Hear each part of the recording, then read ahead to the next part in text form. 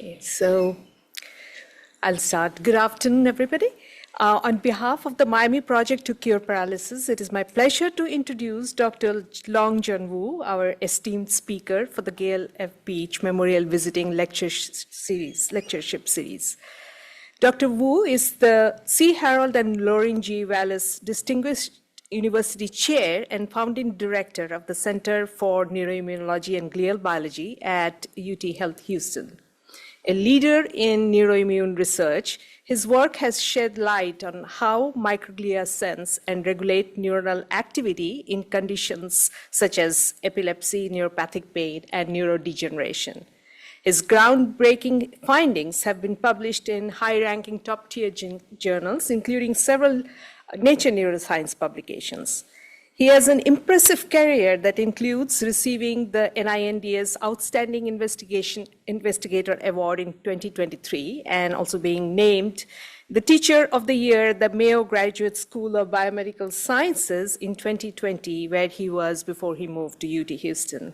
Needless to say, he has successfully mentored numerous graduate students and postdoctoral associates in his laboratory. Please join me in welcoming Dr. Wu as he presents today's lecture on neuroimmune interactions, how microglia sense and regulate neuronal activity. Dr. Wu.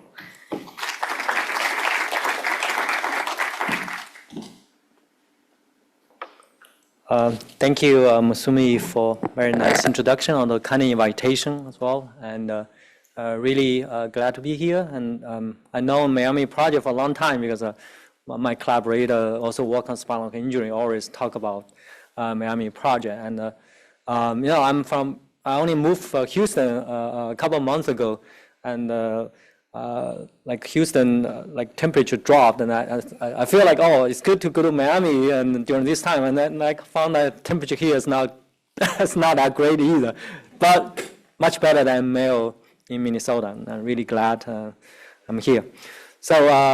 So today I would like to share our research line broadly about neuroimmune interaction, but more specifically, I'm going to talk about microglia function. So as Masumi just mentioned, so I started a new center in UT Health Houston called, I named it Center for Neuroimmunology and Glial Biology. So very excited about the new adventure. So idea here is that, you know, think about the breakthrough for cancer treatment is about, you know, cancer immunotherapy, right? How can we use our brain immune system to battle brain diseases? That kind of the long-term mission for starting the center and the idea behind it. So I'm really excited about the opportunity. We are recruiting faculty at all level of researcher right now for our new center.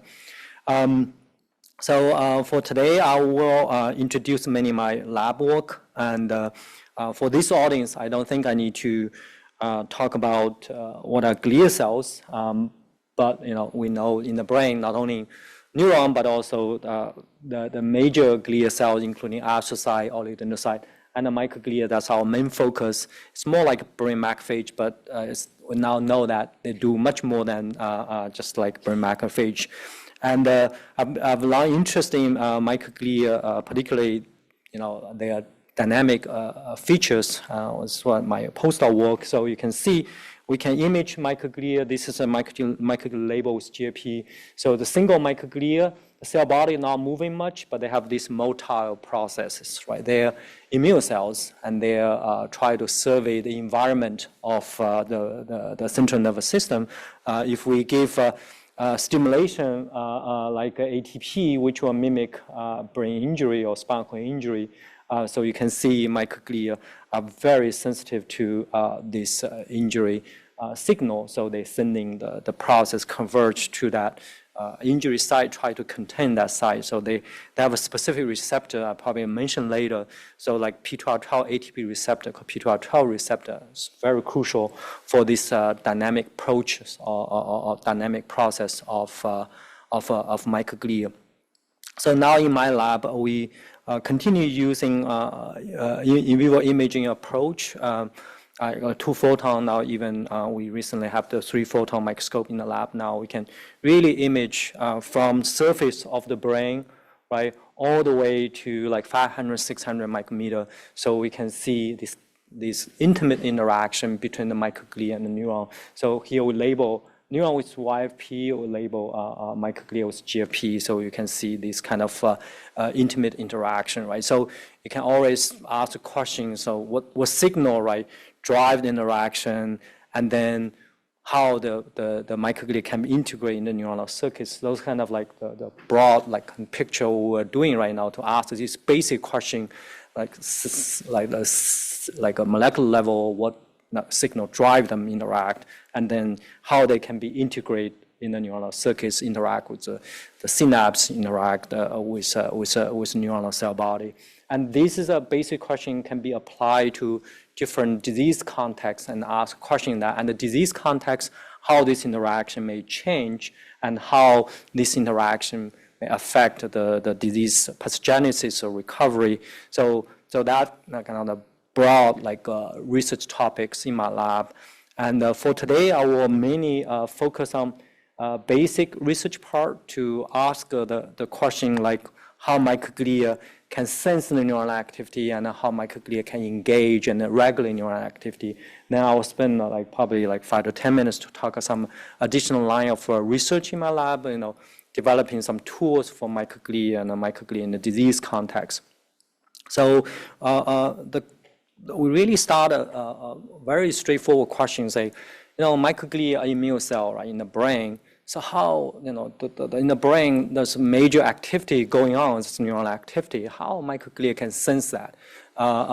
If we want to study that, we want to amplify the neuronal signal. So here we try to use more like neuronal hyperactivity or seizure model to amplify the signal from neuron and see what happened to microglia. Right? So simple experiment is that we can have a brain slice, we can use glutamate to activate neuron and see what happened to microglia using imaging approach, right? We can image neuron, right? Image neuron in YFP and the microglia, and in the CA1 region, that's hippocampus, so mostly the neuronal layer. So then you will see what happened.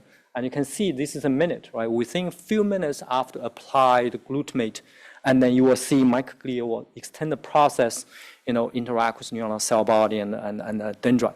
So this is, seems very straightforward, but that time we didn't really ask the questions because, first we don't have tools, and secondly, most people in the seizures, we study morphology change, right? But we never really think about acutely, within minutes, the microglia can sense that neural activity, right? Then you can, with this phenomenon, then you can ask the question what signal drive that? So this already published almost more than 10 years ago now. So I would just simply summarize this, one of the first paper we published and show that microglia can sense neuronal acute activity through this ATP signal, right? I mentioned about microglia very sensitive to ATP. So when neuronal hyperactive through the AMD receptor, calcium dependent, still here, there's still controversy here about how this calcium lead to the ATP release, either vascular release or some channel mediated release, connection channel mediated release.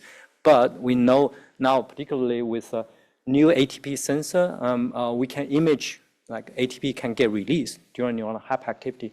But how they get released, we still don't know yet. But microglia bear those specific receptor, for example, P12, that receptor only in microglia, not even in the brain macrophage, right?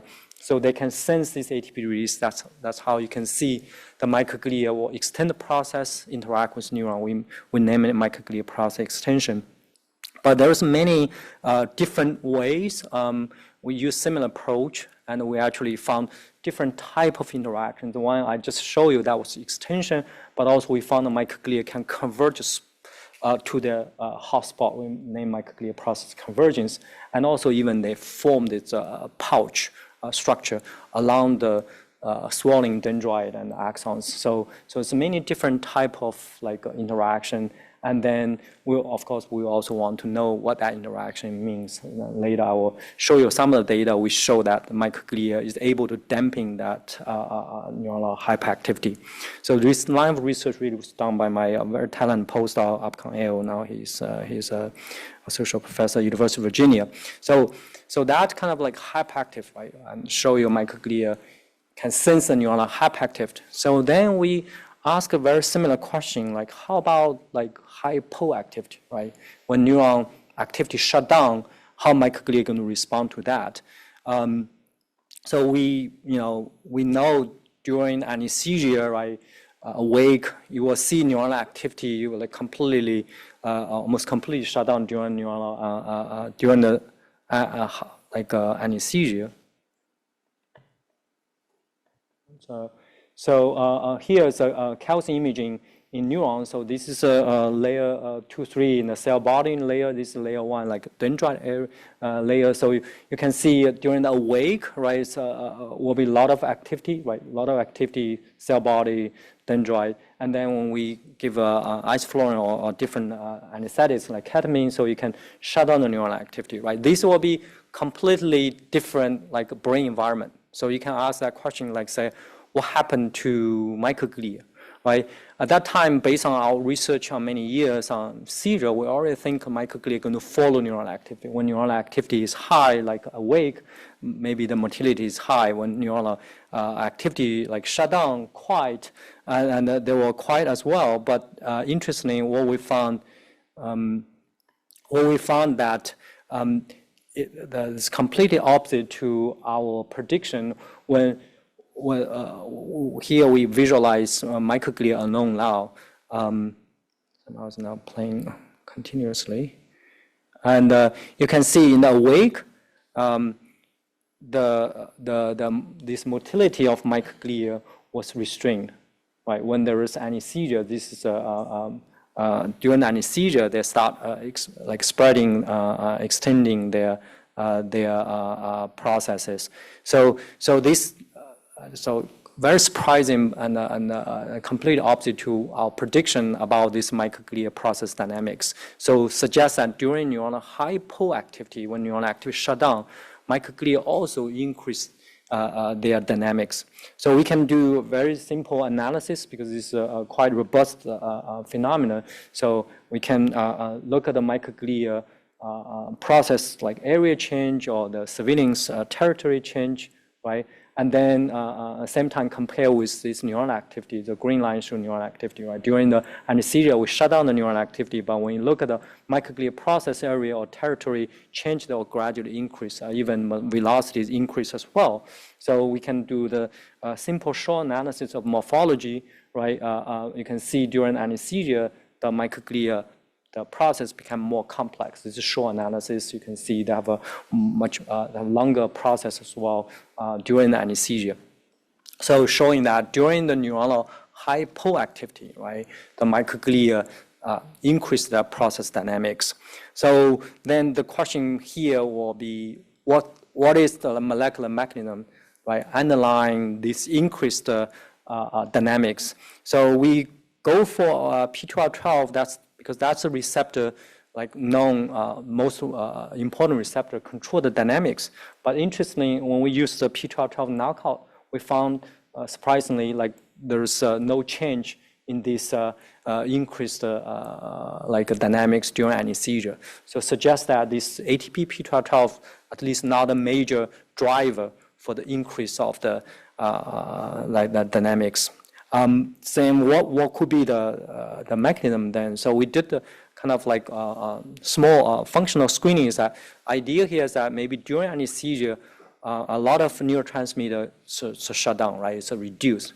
Can we add back neurotransmitter one by one to see which one can reverse this increase? So that's the idea behind it. And very luckily, we found this norepinephrine seems as a major one. So if we add serotonin, acetylcholine, or dopamine, none of them can reverse the increase of these dynamics. But when we add the norepinephrine, so they can abolish this increase. Right, so suggests that norepinephrine, that's the one control. So this also published a few years ago. Now I'll just skip a lot of details, but just give you the summary of this part. Is that what we found?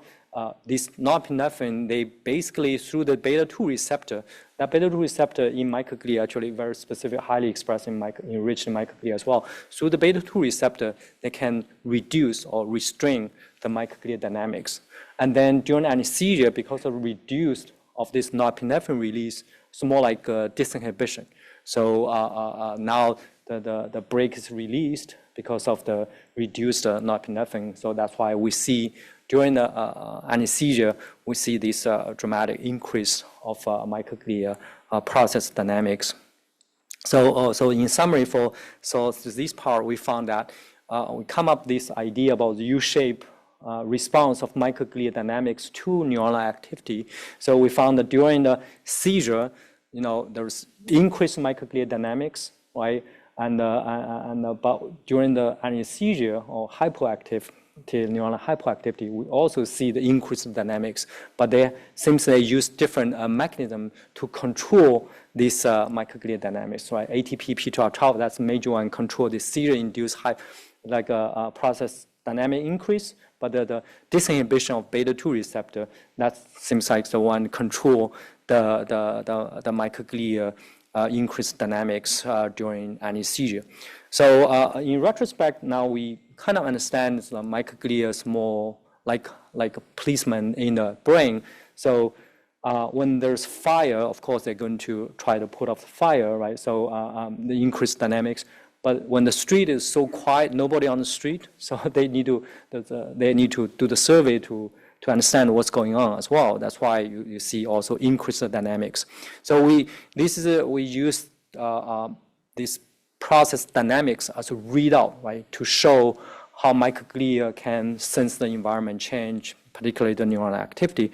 And we're also interested in using the calcium as another readout, right, to see what happened with a microglia response. So now we can express the GCAMP specifically in microglia, so we can image microglia calcium activity. And what we found interesting, the microglia calcium mostly in the processes, not in cell body. That's why you see here the morphology didn't look very nice like a GFP signal in microglia, right? So because the process, the calcium mostly in the process. Secondly, we found again here we use the neuronal control of activity. We use a DREAD approach, right? So use a chemogenetic approach, control neuronal activity more precisely. We use the GQ DREAD, right?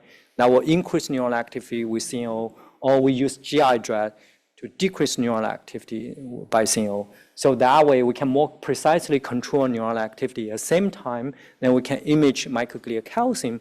And again, we found that when we increase the neuronal activity, we see the microglia calcium going to increase.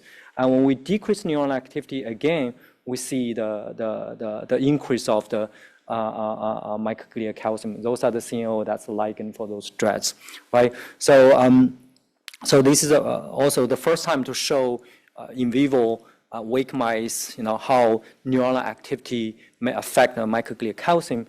So we use different way to manipulate. We also have isoflurane to shut down neuronal activity, or use seizure to increase neuronal activity, or use DREAD approach to precisely control neuronal activity. And then we image microglia process calcium, and we see this U-shape response of microglia process calcium in response to this neuronal activity, right? So the next question is that, what's the mechanism behind it? So I won't have time to talk about this recently published. So we show that in seizure context, actually the P26, this is a GQ-coupled receptor. That's main immediate increase of the calcium. And we're still working on this anesthesia type when there is a anesthesia, right? We also see the increase of calcium, so we're still working on this part. And this part is, we just published on this P26. And also we have, in this paper, we also first time developed this P26 or UDP sensor to show how seizure will also induce not only ATP, but also the UDP release. So my postdoc, Tony, just recently started his lab in University of Minnesota, work on this project. So now I'll go to my the next question is that now we see this microglia can sense neural activity, how they can be engaged, right, into the neural circuits, how they can regulate neural activity. That's the question we want to address next. So I'll go back to our first early studies, and we show this microglia, they increase the they increase the interaction with neuron, right? We can image this microglia neuron, and we can see when they interact with cell body, they can even show this morphology change. Later, I will show that we call the bulbous ending. There's bulbous, form this bulbous ending with the cell body, and this kind of when interaction, there's increased interaction during neuronal hyperactivity, and we know this P2R12 receptor dependent. And interestingly, when we use P2R12 knockout, right, we can reduce this interaction, and we found the seizure largely increased. We have used different seizure models. This is ICV-Canine. We also did IP-Canine model, different seizure model, and we always see this P2R12 knockout have an increased seizure. So we came up with the idea at that time is that some microglia maybe is able to dampen neuronal activity through the P2R12 dependent mechanism. So indeed, 6 years later, the Adam Denise group, they also see the same thing. They actually, this science paper really start from the observation what we had is that they form this very interesting structure. They name it a purinergic junction because this is a P2R12 on this microglia part. And then we used P2R12 knockout. They used the P2R12 inhibitor and image neuronal activity. And they indeed, when they inhibit microglia P2R12, they can see this gradual increase of neuronal activity. So again, show this direct evidence that this interaction is able to dampen neuronal activity.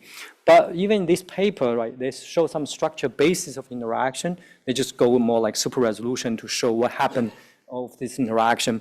But still there's question what really exactly this microglia is able to dampen neural activity, right? Almost few months later, Anne Schaffer's group then very nicely give at least one of the mechanism. What they show is that P2R12 is important to control this interaction, but also they found that the microglia have this active enzyme, this CD39, CD73, so that can degrade, we talk about ATP, right? So the ATP can be degraded by this active enzyme. So their data show that this microglia use P2R12, again, to sense this neuronal activity, but also this process is able to degrade ATP eventually to adenosine. And we know that adenosine is able to inhibit neuronal activity. So that's why. So here they really give very nice. At least one of the mechanism say microglia is able to dampen neuronal activity through adenosine pathway. So very very fancy. A title of as well. They talk about how this negative feedback more like interneural function to control neuronal activity.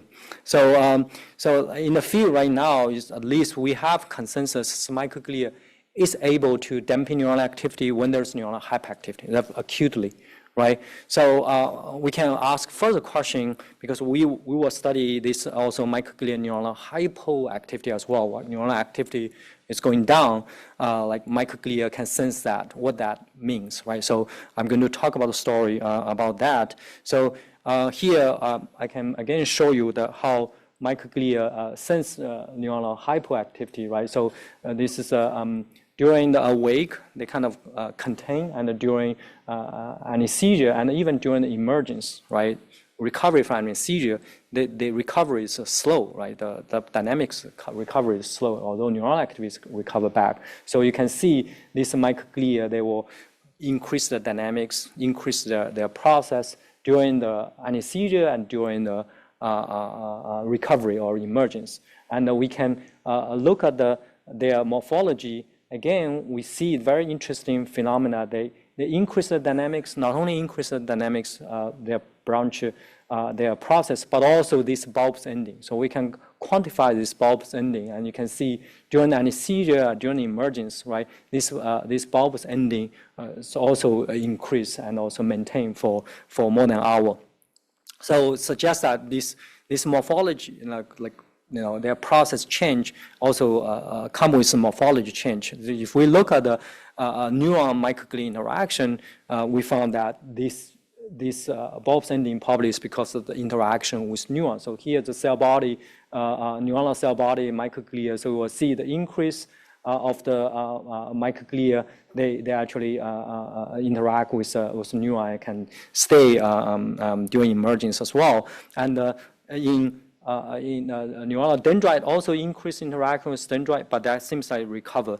But at least all these data show that when we during neuronal hypoactivity anesthesia during emergence, right, you see the microglia increase the dynamics. Actually, they increase their interaction with neurons. So we can go look at their how the interaction happens. So you can see that's awake and during anesthesia there was more process, and then when they interact, right, and you can see the interaction have this enlarged like a button like a structure when they interact with neuron.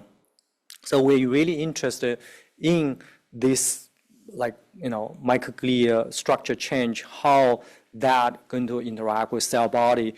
Presumably there was synapse here, right? So we then look at the microglia process with those synaptic interaction. I'll skip a lot of data, but just go directly to the data that what we found is exciting is that they seems like preferentially go to the inhibitory synapse. So here's a VGAT staining. That's the GABAergic synapse on the cell body, right? So you can see this green microglia. So you see this interaction, a lot of overlapping with a GABAergic VGAT terminal. And this in the awake, there's very few interaction, but then during the isoflurane and the emergence, so you will see this increased interaction between the microglia process and VGAT, like GABAergic terminal boutons. And then with super resolution, so we can further go to high resolution to see exactly what they are doing there. So you can see this microglia with IBA1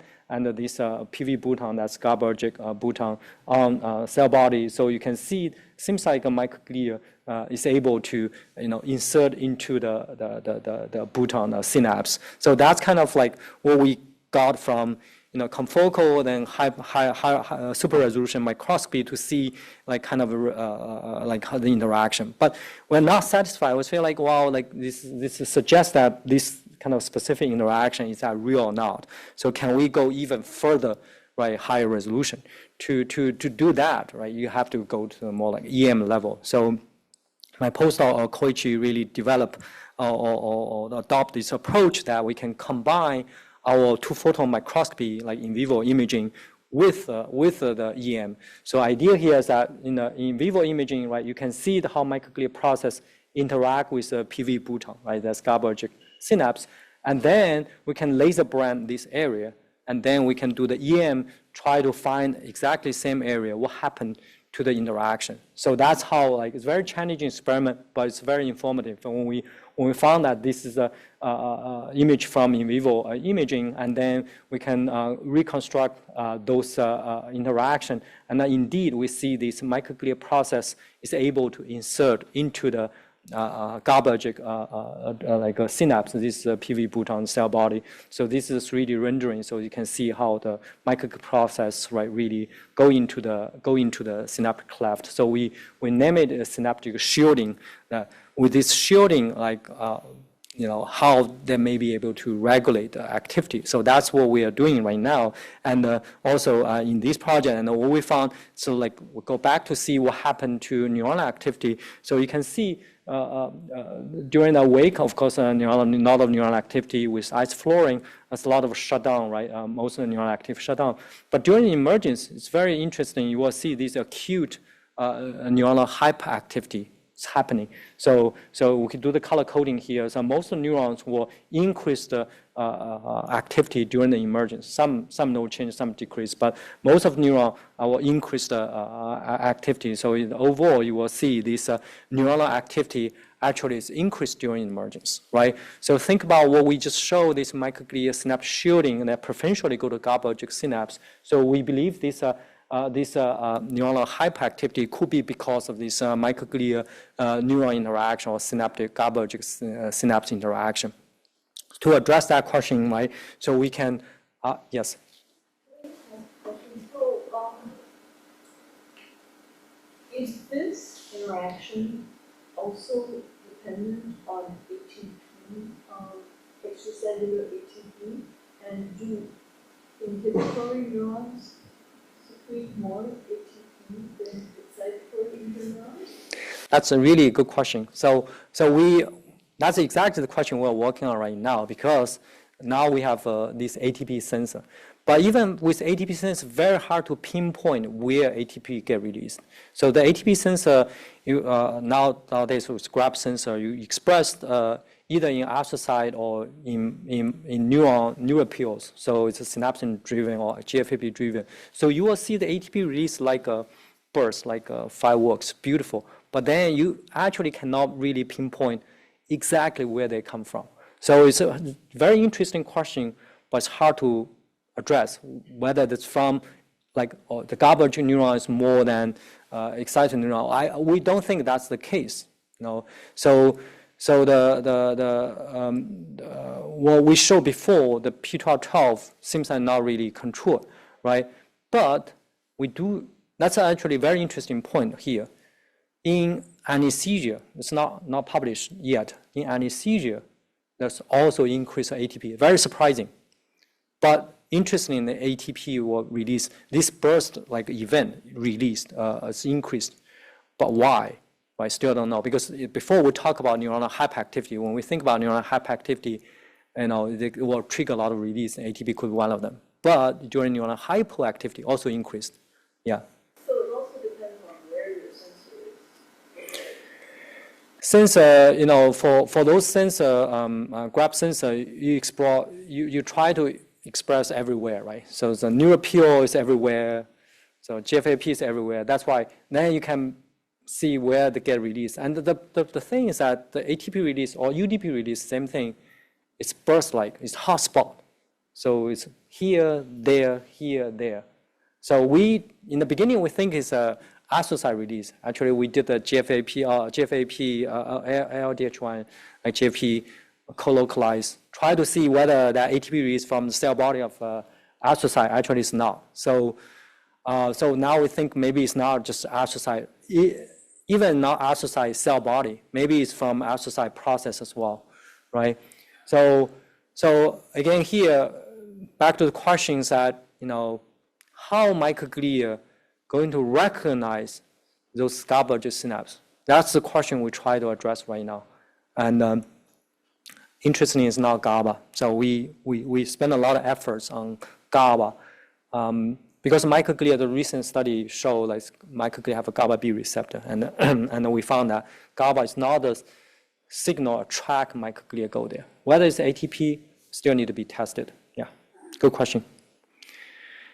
So to test that, whether the microglia is indeed here that regulate that neural activity, so you can do this very straightforward approach that we can ablate the microglia, right? So this PLX compound, that's CSF1 receptor inhibitor, that receptor is important for microglia survival.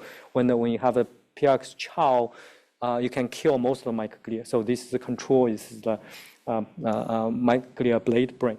So 99% of microglia get ablated, right? Then you can ask the question whether microglia is involved in whatever phenotype you observe, right? So the cool thing about this one is we can do chronic imaging. So we can image the same group of neuron when microglia present, right? When there's microglia there, or when microglia get ablated, right? So it's the same group of neuron. So we can ask a question like whether the microglia is involved or not. It's a very powerful approach. So indeed, we found that in this before ablation, we see this increased neural activity during emergence, right? The same group of neuron when there's no microglia, so you will see this increase of neural activity is largely abolished.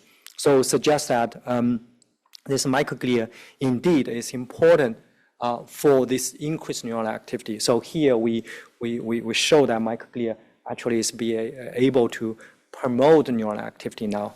And we think the beta-2 receptor still is important, but beta-2 receptor may not be the receptor that control overall selectively go to the GABA synapse, but it's more like overall increase of the microglia process, right?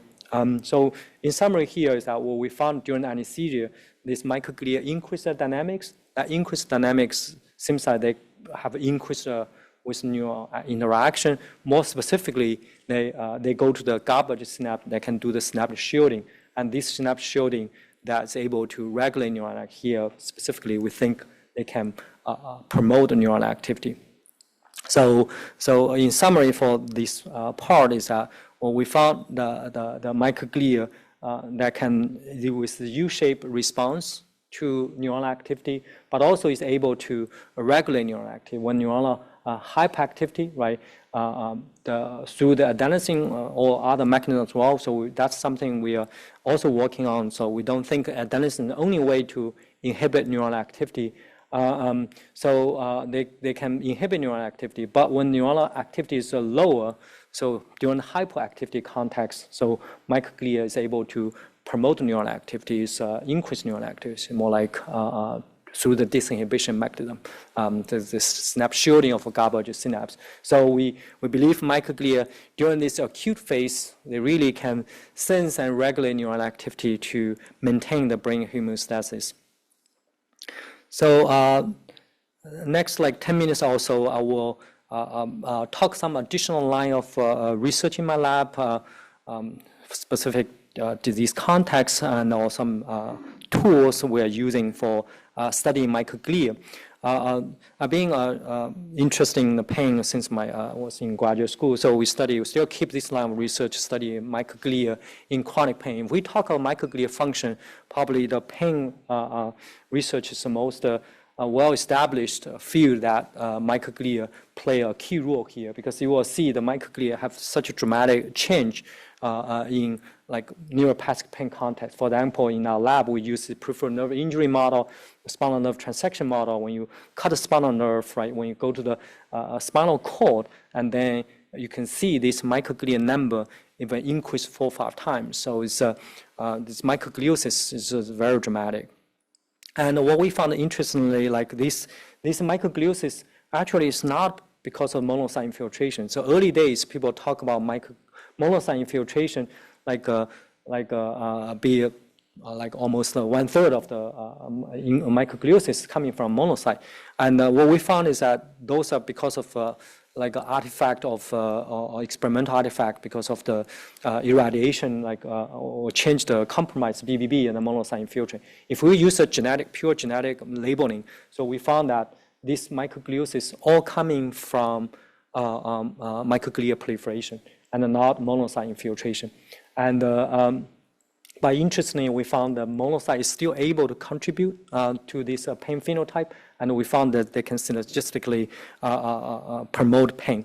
So that's kind of like we start like working on the microglia, use different like thinking about like how peripheral immune system like regulate like resonant microglia in the pain context. But also, but it's already known for a long time that microglia play critical role in pain, right? So we ask questions, can we directly manipulate microglia? Like more specifically, for example, here, we're very interested in this channel rhodopsin optogenetic approach.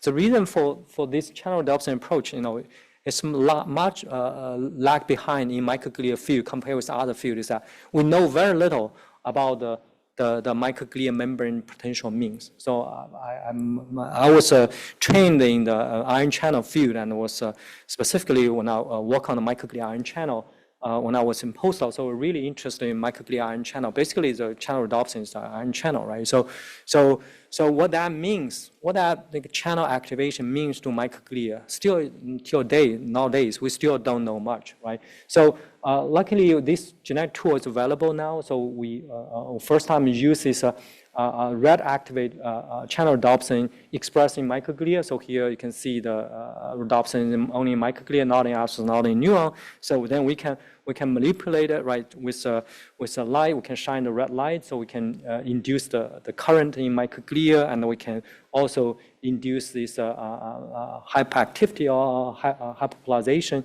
in microglia. So this approach is working, right? Then we can ask the questions that if we open the channel, right? This is a cation channel. If we just open the channel, what happened to to any behavior, right?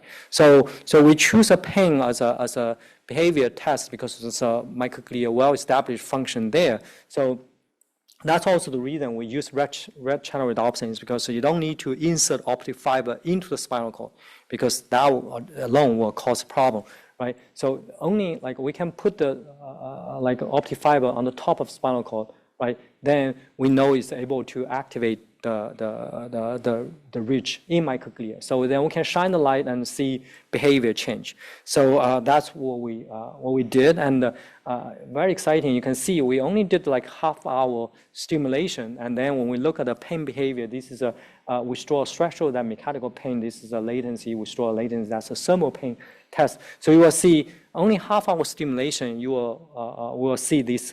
Decrease the threshold, that means pain response for last almost like a week, and then they will gradually recover, and we shine light again, so you will see the pain behavior show up again. And the thermal is not as strong, but we still see this thermal pain behavior as well, reproducibly. So suggest that when we just activate microglia through this channel rhodopsin, right, open the ion channel in microglia, we're able to induce the pain behavior. And we did further try to understand the mechanism. What we found interesting, this activation of microglia channel seems like can directly cause the release of iron beta. So this could be not directly related to the hyperpolarization, but more related to the calcium-dependent iron beta release. And this iron beta is able to sensitize the pain pathway. That's why we see this long-lasting pain behavior in mice when we just shine the light to activate microglia. So we highlight this could potentially be like microgliogenic pain, right? We only activate microglia and we induce pain. But of course, from the treatment point of view, we want to inhibit pain instead of induce pain, right? So what we are doing is that we're thinking maybe the different way to stimulate microglia, different stimulation pattern, so the microglia could release the different factors, right? So here, maybe the stimulation too strong, so they release iron beta. Can we use different pattern to see how we can manipulate microglia to release some factor like neurotrophic factor to even inhibit pain? So that's actually an ongoing project in the lab as well. So now I'm going to switch gear. When we study microglia, you have to study like neurodegeneration, right? For example, the Alzheimer's. So here, it's so well established. I just borrowed a slide from a figure from this paper that showed how microglia interact with the plaque, right? This is like APP, like AD model. So the microglia, the IBA1 is plaque red, so you can see the microglia have such an intimate interaction or surrounding those plaque.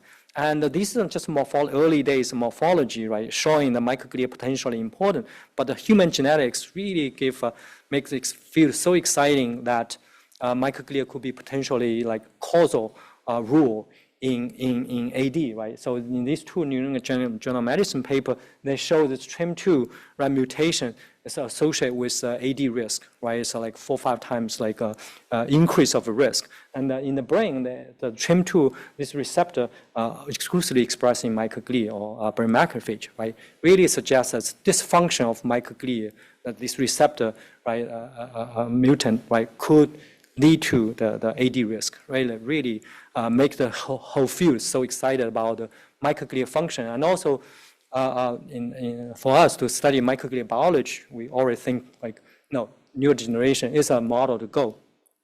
But it's because of this, so the field becomes so crowded with people study microglia and AD. So we don't want to get in that muddy crowd field. So we took a different approach, that different neurodegeneration model. It's also the reason there's genetic study after that also show that TREM2 is important for ALS as well. There's genetic, like a human genetic study. After that, too, in New England Journal of Medicine. So Mark Medicine that time was NIA. So they're interested in this TDP43 neurodegeneration model, try to mimic the ALS, right? This is a DNA binding protein, but it's a hallmarker for for ALS. Like 97% of ALS patient or 50% of FTD patient have this TDP-43 aggregation, more like the A beta in 2AD.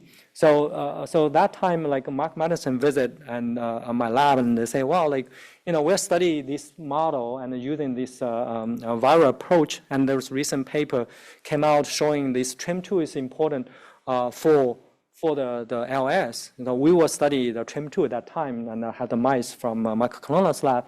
So say like let's see whether this also have phenotype in TREM2 knockout. That's how we start the project. So basically, it's a neonatal injection model of virus. We can inject the virus, and you can see widespread of TDP-43 aggregation, and then we can phenotyping what happened to TREM2 knockout. And strikingly, we found that's very significant phenotype. Even the survival curve is very different, right? So in a wild type mice, if you have a TDP-43 overexpression, it's 20% of mice will die. But in a TREM2 knockout, you will see almost 80%.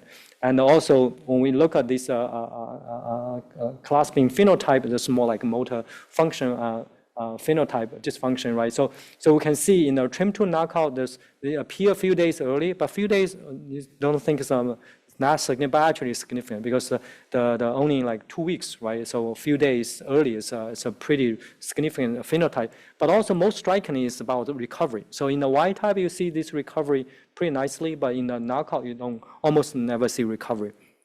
So really suggests that this TREM2 play a beneficial role. Without TREM2, in the TREM2 knockout, the disease is getting much worse. So what the mechanism behind that, right? That's the question we ask, and what we found interestingly that this TDP aggregation is always surrounded by the microglia. This is the TDP-43 aggregation, right?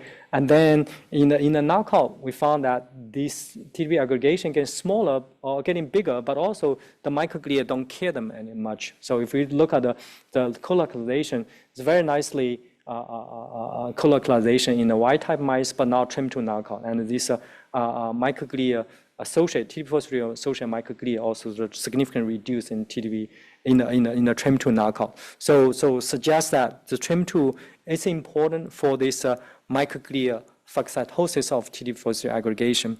So we did a lot of further study to co-IP and the mass spec, and try to understand potentially this interaction between the TDP-43 and the TREM2, and we found that this is a computational like a simulation. So this is the white one, those are TREM2 extracellular domain, and this is TDP-43, some domain of TDP-43, and we did try to use computational to map what the domain potentially important, and based on our in vitro study, then we found these two domains are tightly binding with TDP-43. So right now we collaborate with Bo Liang's group in Emory. We're doing the cryo-EM, try to solve this binding structure.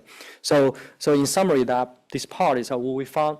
Microglia is able to sense TDP-43 through the TREM2 mechanism.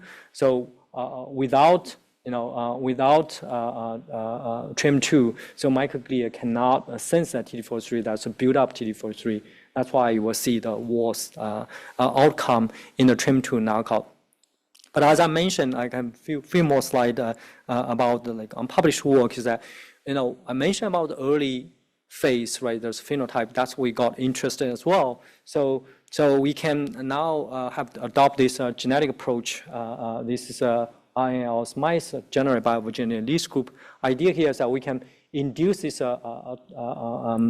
mutant TDP-43, and we also can shut down the TDP-43 expression. So they really very nicely we can study the disease progression and study the recovery. Remember the viral models, like this is a spontaneous recovery, right? It's not as nice as this one. This one we can really control, right, the expression. So this is a mutant TDP-43. When they express, they will translocate to cytosol and aggregate.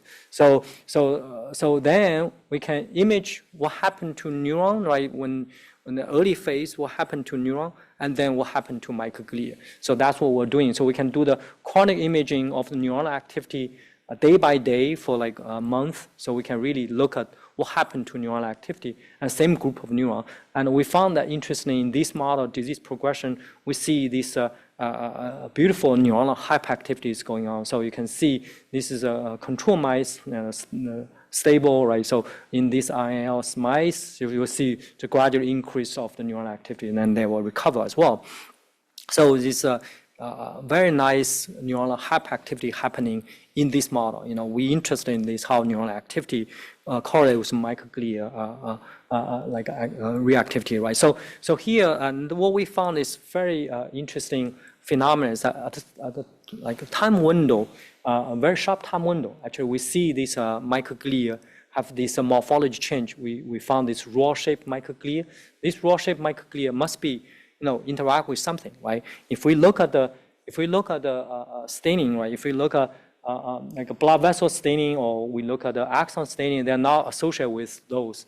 But when we look at the MAP2, use MAP2, we look at the neuronal dendrite. So we can see the microglia actually climbing along that dendrite.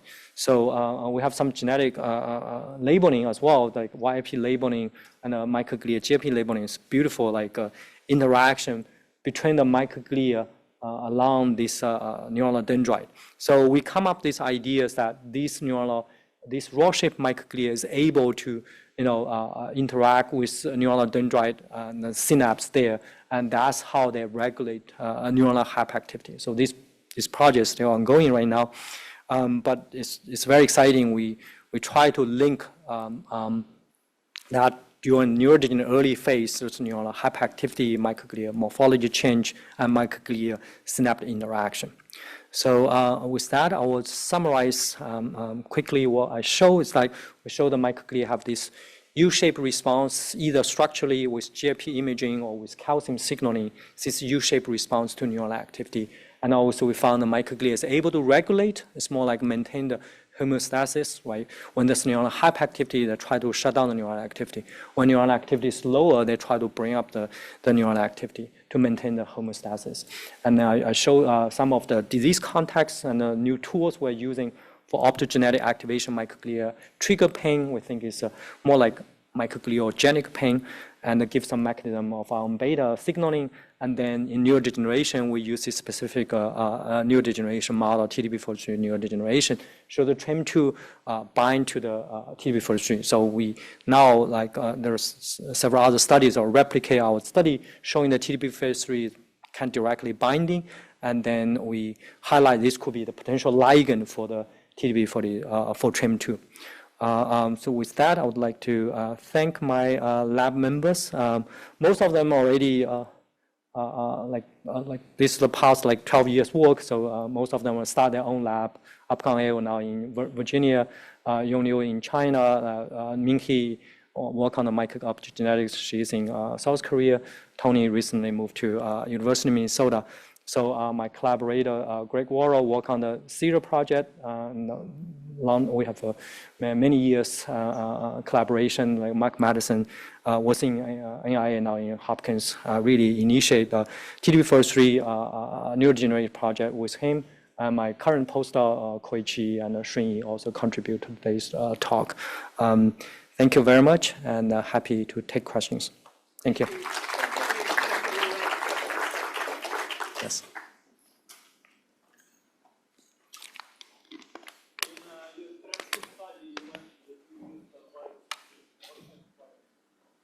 So it's AAV. Yeah. So AAV 9. So it's we want to actually we did the validation. So that mostly is go to the neuron. So it's like neuronal expression of TDP-43. I think it's an interesting question. Actually, people study TDP-43 in microglia as well, and important for microglia function. So what we did the TDP-43 that virus models is only targeting neuron, and also the genetic model also generated by Virginia Lee's group also is a targeted neuron. So it's more like neuronal buildup of TDP-43, and then we are studying how microglia respond to that.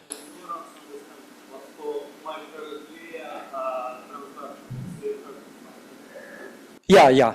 It's microglia is hard to infect, right? So that's actually for our benefits better because we don't want to infect microglia.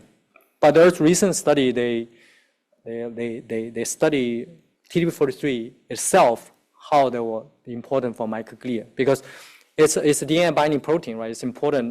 They always have an important physiologic function as well in every cell type. Yeah. Thank you. Yes, please.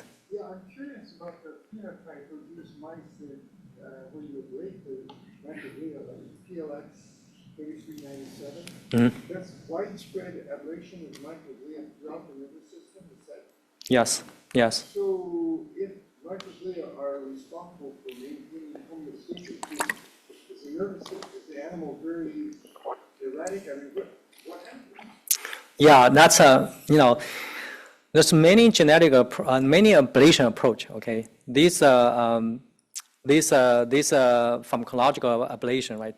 The PLX compound was started 2014, but before that, there's a genetic way. Like we did a lot too, so we can express toxin receptor in microglia and use toxin like DT to kill microglia. So widely used approach, when you ablate microglia, at least at a baseline, mice seems fine. So mice are running around without microglia. So for us, studying microglia for years, it's kind of like disappointing, right? But interestingly, when you challenge them, so they have problem. For example, the genetic model was first developed by Wenbia Gan's group, show that there's memory phenotype, right?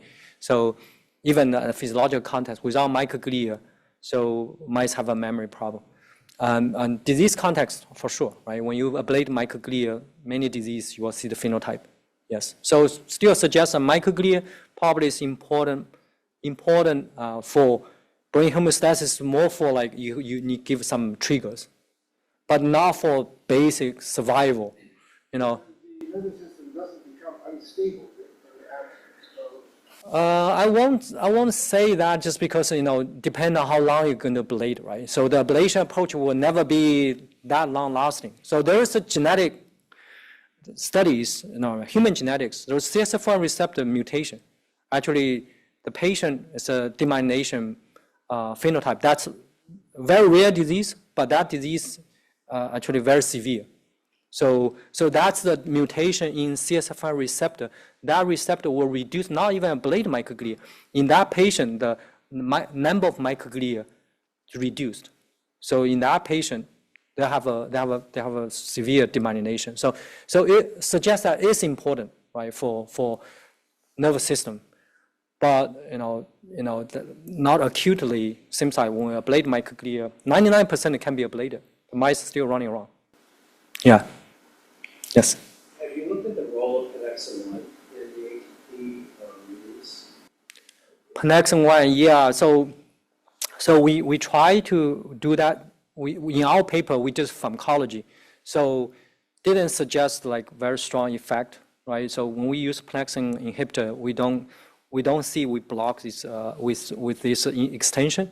And later, Brian McVicker's group, they actually use a genetic and also suggest the same thing. But then there's recent paper just published by Miao Jin's group in Nature Neuroscience, but they use a laser ablation, laser injury model. So they show the connexin is involved. In the knockout, they show the ATP release reduced and microglia won't respond to that laser ablation. But in our study, we use a neuronal activity, hyperactivity model. Could be because activity in a different context, the connexin may be involved differently. Yeah. Could you comment on the subtypes of microglia? What's your feeling about them and regulating these activities? Yes, that's super important question, right? Microglia heterogeneity, we talk a lot, right? So if you look at iron-seq data now, omics, you can easily have 10 different subtype of microglia. What that really means, so we still don't know. Right here, is there any subtype of microglia to regulate neuronal activity? So we don't know either, right?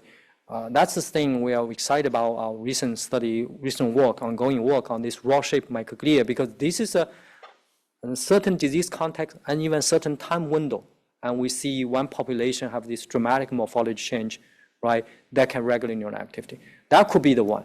But at least based on this omics study or RN6, so we really cannot define like that one certain population. People even talk about dam microglia, of course, right? Dam microglia, well, how that will regulate neural activity. I don't think there's any data there yet.